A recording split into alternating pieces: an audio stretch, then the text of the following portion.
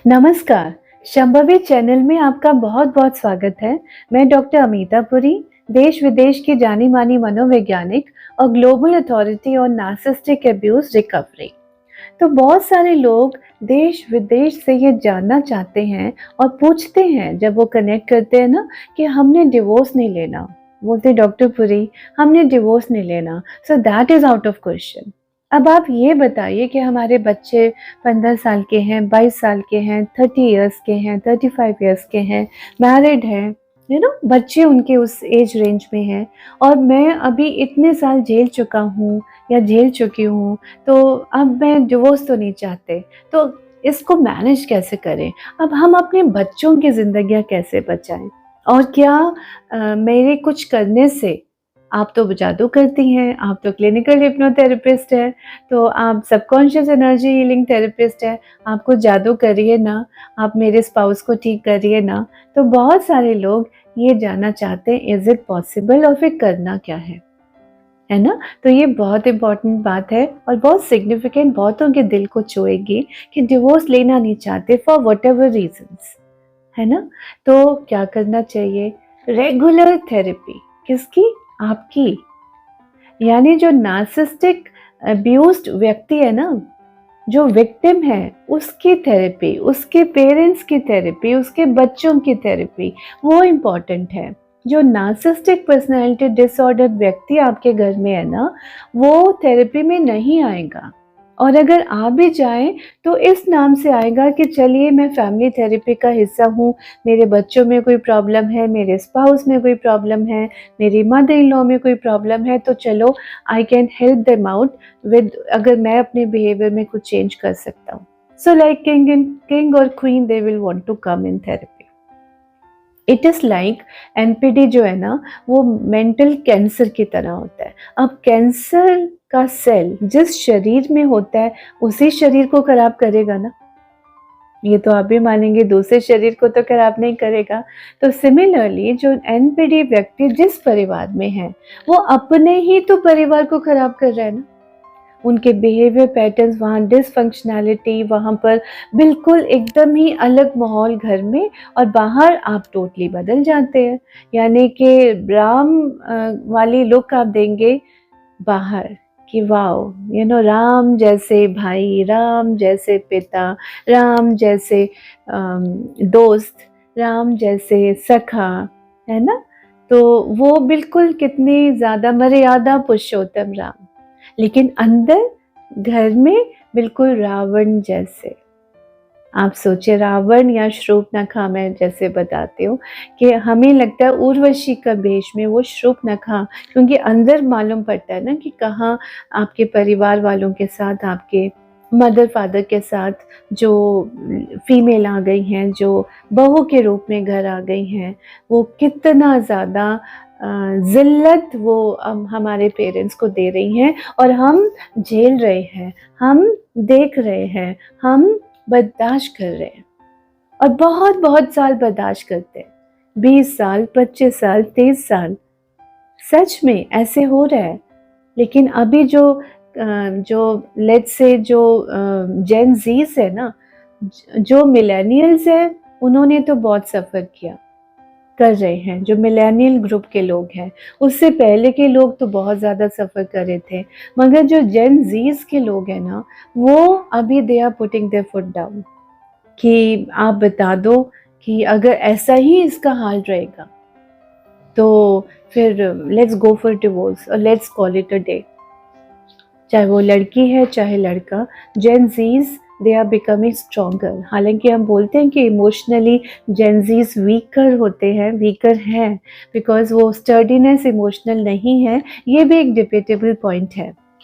मगर important point ये है कि जो पुराने लोग हैं, मिलेनियल्स या उनसे पहले, वो डिवोर्स नहीं चाहते, they are very sure about it, they are begging कि आप बता दो डिवोर्स के बिना कोई रास्ता निकलता, तो निकलता है ना, लेकिन कंसिस्टेंसी और रेगुलरिटी इन थेरेपी आपकी चाहिए। और क्यों चाहिए?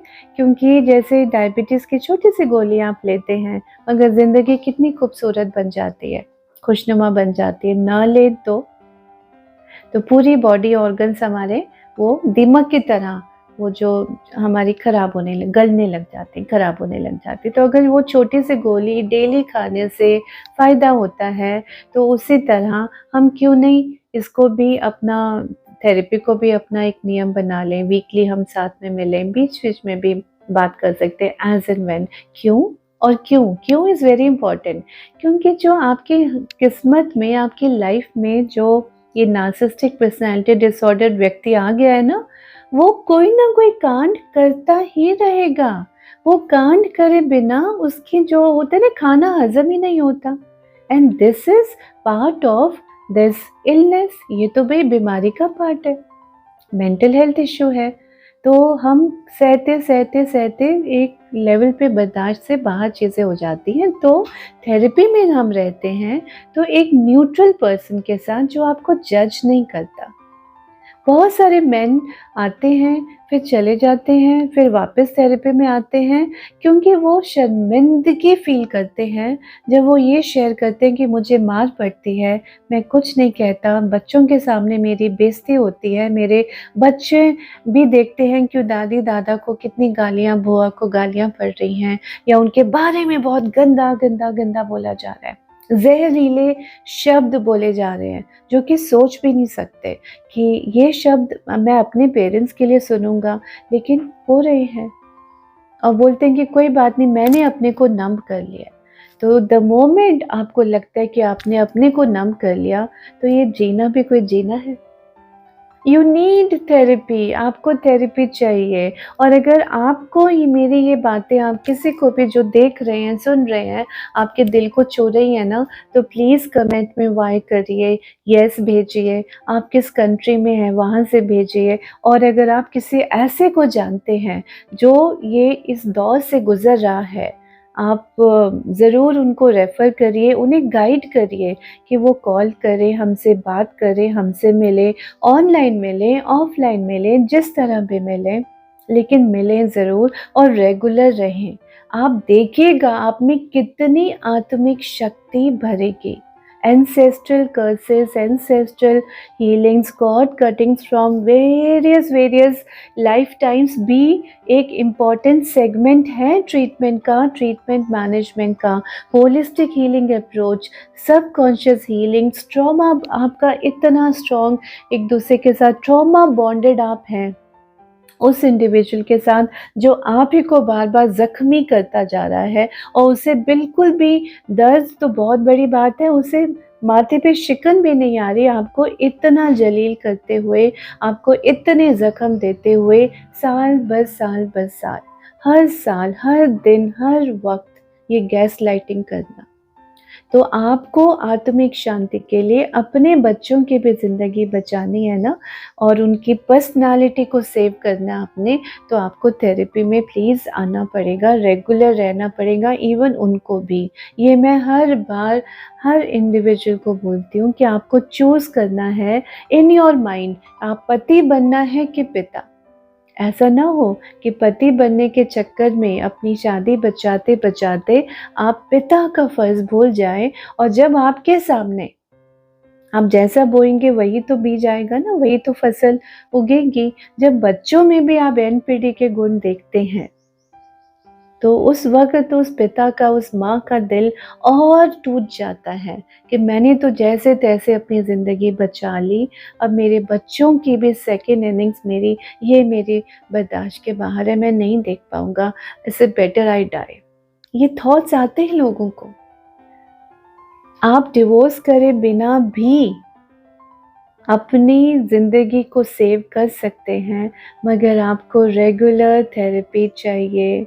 अपने बच्चों को भी आपको मोटिवेट करना पड़ेगा कि उनको रेगुलर थेरेपी चाहिए, डायरेक्टली और इनडायरेक्टली। हो सकता है बच्चे अपने आप थेरेपी में ना आएँ, लेकिन अगर आपकी थेरेपी हो रही होगी, तभी तो हम as part of family therapy उनको भी सेव कर पाएँगे ना। So think about this. और आपको अगर मेरी ये बातें आपके दिल को, ज़हन को थोड़ी-सी भी छुई हो ना, तो प्लीज़ लाइक करिए, शेयर करिए, भर-भर के आप शेयर करिए, सब्सक्राइब करिए इस चैनल को। पता नहीं आपकी ये छोटे से एक शेयर से दुनिया के किस कोने में कौन-सा इंसान के ज़िंदगी आपके कारण बदल सकती है। तो आप करेंगे ना? बहुत बहुत धन्यवाद।